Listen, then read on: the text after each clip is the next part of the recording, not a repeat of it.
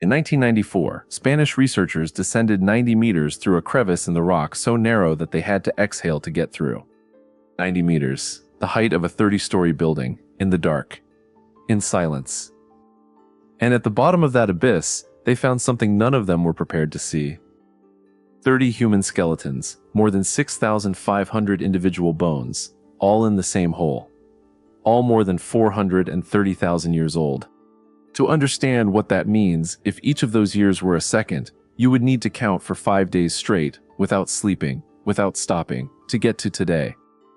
And right at the beginning of that count, someone killed someone. This is Skull 17. It has 2 holes in its forehead, perfectly symmetrical, made by the same object, at the same angle, at the same point. Twice. The forensic analysis was categorical. This was not an accident. This was not a fall. This was not an animal. This was a human being who picked up a weapon, approached another human being, and struck twice in the same place. The oldest confirmed murder in human history. And here's the part most documentaries don't tell you. The story doesn't end with the crime. Let me ask you a question before we continue. If you lived in a group of 8 people, no police, no law, no hospital, no possibility of escape, and one member of that group started threatening everyone else, what would you do? Keep that question in mind, because when you learn what the researchers discovered inside that cave, you'll understand why this question is much older than it seems. And the answer will disturb you. There's a debate that has divided the world's leading archaeologists for decades. On one side, the theory that violence is a recent invention, that our most primitive ancestors were essentially peaceful, that war, murder, homicide, all of that came later, with civilization, with property, with the ego inflated by agriculture. On the other hand, the theory that violence is as old as consciousness, that killing has been part of who we are from the beginning, that the bones prove it. And Skull 17 is in the middle of this debate like a bomb that nobody wants to defuse. Because it confirms one thing and denies another. At the same time, here's the detail that doesn't make sense. Skull 17 was inside a cave that can only be accessed by descending 90 meters through a vertical passage. There's no way a person could have fallen in there by accident. There's no way an animal could have dragged a body there. Someone carried that body into the cave. Someone descended 90 meters in the dark, without a flashlight, without modern equipment carrying a corpse, and placed it there. Wait a minute. If the goal was to hide the crime, why go down so deep? Why not simply abandon the body in the forest? And if it wasn't to hide it, what was it? There was something inside that pit, next to the 30 skeletons. Something that shouldn't have been there. And when the researchers found it, they stopped breathing. We'll get there. But first, we need to understand what the other bones in the world are trying to tell us. Skull 17 is not alone. Archaeologists who study prehistoric violence don't work with one piece. They work with a huge archive, spread across all continents, accumulated over decades. And when you look at that archive like a detective connecting the clues, instead of listing them, a pattern emerges. In 1978, in the American state of South Dakota, at the Crow Creek Archaeological Site, researchers opened a mass grave. 486 people, all with signs of violent death. Broken skulls, cut marks on the bones, evidence of scalping, all dating from approximately 1325 AD before European contact. This was not a battle, it was a massacre.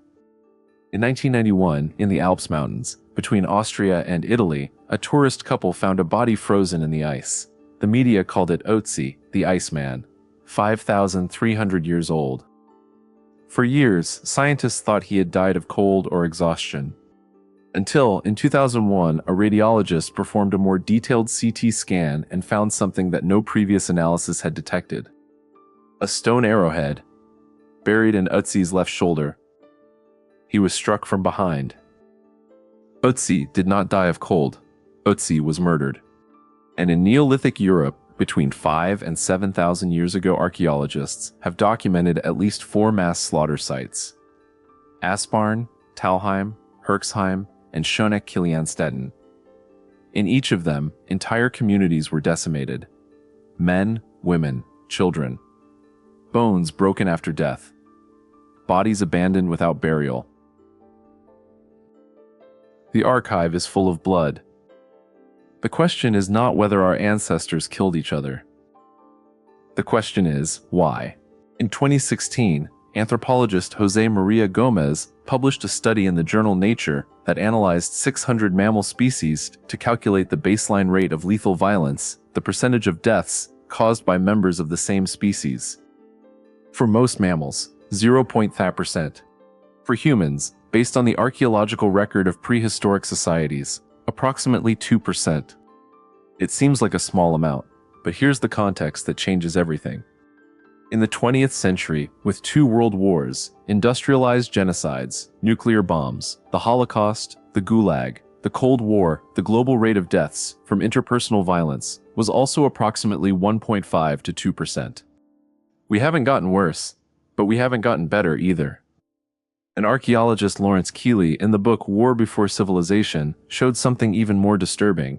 Violence was not evenly distributed in prehistory. Some prehistoric cultures had violent death rates of 25%, 30%, numbers that no modern war has come close to replicating on a proportional scale, while other prehistoric cultures showed almost no violence. What made the difference? Think about what it means to live in a group of 8 people in the Paleolithic era. Not 8 people in a city of millions, where you can ignore others, change jobs, move to a different neighborhood, block someone on social media. 8 people. The whole world. Those 8 people are your healthcare system, they are your security, they are your food supply, they are your collective memory of where the water is during a drought, they are the reason you survive the winter. If one of those 8 people becomes a threat, if they are consuming more than their share in a season when there isn't enough for everyone, if they are assaulting other members, if they are making decisions that put the group at risk, the mathematics of survival changes. There is no possibility of safe exile. Outside the group, you probably die. There is no prison, there is no court, there is no psychologist. Anthropologists who study contemporary hunter-gatherer societies, the closest analog we have to Paleolithic humans, have repeatedly documented this scenario, and the technical name for the solution these groups often adopt is altruistic punishment. The group eliminates the threat, collectively, not out of malice, for survival. What does this mean for Skull 17? It means that the person who wielded that weapon and struck twice may not have been a psychopath. It may have been the most responsible member of the group. The protector, the one who did what the others couldn't do. Or it may have been the monster. We have no way of knowing. I want you to do one thing for me. Stop for 60 seconds being a person of the 21st century. You have no painkillers. You have no antibiotics. You have no emergency number to call. If you break your leg, there's a real chance you'll die of infection in the next few weeks. You live in darkness after the sun goes down. There's no artificial light. There's no heating you can regulate. In winter, you feel real cold, the kind of cold that kills. And at some point in that life, maybe when you were 15, maybe when you were 30, someone in your family, someone in your group was killed. Not on the news, not in a statistic, right in front of you. You saw it, you heard it. And you knew in that moment that it could be you next. How do you live after that? How do you sleep? How do you look at the other members of the group and decide, this one I can trust? That moment, that visceral, physical, existential calculation of trust and threat is what Skull 17 experienced. And then someone made a decision. But here's where things get even stranger. Revelation 1. Skull 17 was found along with 29 other skeletons in the same cave. Researchers analyzed them all, and they discovered that at least 2 other skulls from Cima de los Huesos show evidence of perimortem trauma wounds received at the time of death. It wasn't an isolated event. That place has seen violence more than once. Revelation 2. But here's what doesn't make sense. The bodies weren't thrown in there. Analysis of the bone arrangement shows that they were carefully placed, carried there, lowered down the 90-meter vertical fissure by people who did it on purpose. This has a name. Researchers call it mortuary behavior. It's the act of treating the dead with intention, with ritual, with meaning. Cima de los Huesos is, as far as we know, the oldest burial site in human history. 430,000 years. Revelation 3. And inside that pit, along with the 30 skeletons, remember, I said there was something that made the researchers stop breathing? A hand axe, perfectly crafted, made of bright red quartzite, a material that doesn't naturally exist near the cave. Someone brought this object from afar, placed it with the dead. An offering. 430,000 years ago. The murdered person, the owner of Skull 17, was carried into this cave by the same group that lived with them, possibly by the same hands that killed them. Is it possible to kill someone and then descend 90 meters in the dark to carefully bury them? To place an offering beside the body? According to all the anthropologists who have studied this site, yes. Not only is it possible, it may have been the expected behavior. You eliminate the threat, and then you honor the member. Because even the person who became a danger was, one day, part of the group. Was family. And now the question that will haunt you as you sleep tonight. Is this monstrous, or is it profoundly human? But this is where our modern understanding completely fails. Because there is a narrative that we all absorb in movies, in books, in school about what the primitive past was like. Hobbes. Nasty, brutish, in short. Brutal, savage, lawless. The past as a permanent battlefield where the strong dominated the weak and violence was the only language. That narrative is wrong, and the bones prove it. Here's the fact that overturns everything you thought you knew. The massacre sites I mentioned, Crow Creek, Asparn, Talheim, Schoneck, Kilianstaden, what do they have in common besides violence? They are all Neolithic. They all come after the invention of agriculture. The archaeological record of Paleolithic hunter-gatherers, the humans who lived for hundreds of thousands of years before farming, before property, before social hierarchy, shows comparatively much lower rates of violence than what came after.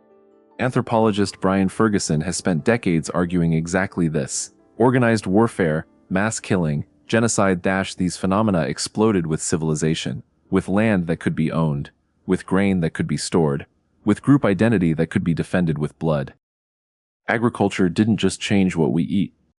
It created the conditions for killing strangers on an industrial scale to make strategic sense. Think about it. The hunter-gatherer who killed the victim of Skull 17 was probably reacting to an immediate, personal, concrete threat within his group of 8. The Neolithic farmer who participated in the Talheim massacre was killing strangers on land he had never set foot on. Which of the two is more monstrous? I need to bring you back to the Cima de los Huesos one last time. Skull 17, 2 holes in the forehead, 430,000 years of silence. This skull is not a symbol of how savage our ancestors were. It is proof of something far more complicated than that. 430,000 years ago, before our species technically existed, before language as we know it, before fire was confidently controlled, before absolutely everything we associate with being human, there already existed creatures capable of 2 things at the same time: killing and mourning. Violence and ritual, the blow and the offering, the weapon and the red quartzite axe carefully placed beside the body. These are not opposites. This is the same architecture. The same capacity to act with intense and emotional intent toward another being for evil and for love. Skull 17 is the oldest murder victim we have ever found. But the grave where he was buried is also the oldest funeral in human history. The same place, the same hands, the same species. Oz, the institutions you take for granted, courts, police, hospitals, social safety nets, are not a cage containing a civilized self that already exists within you. They are the difference between a stable group and the conditions that produce a Skull 17. Every time inequality skyrockets, every time resources are concentrated in the hands of a few, every time group identity is weaponized as a political tool, the archaeological pattern repeats itself. Talheim, Crow Creek, the 20th century. The trigger is not random, it has been pulled before. We should know what triggers it. The people of Cima de los Huesos had no philosophy, law, or religion as we understand them.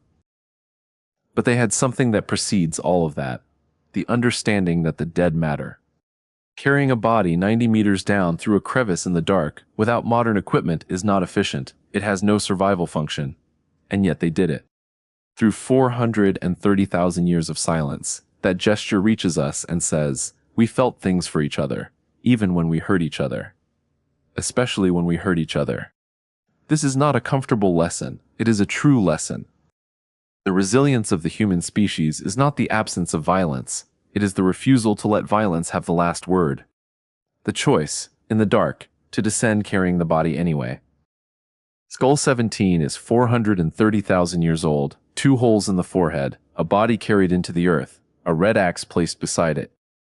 And after all this time, after all our science, civilization, war and law, we still cannot answer the only question that Skull is asking.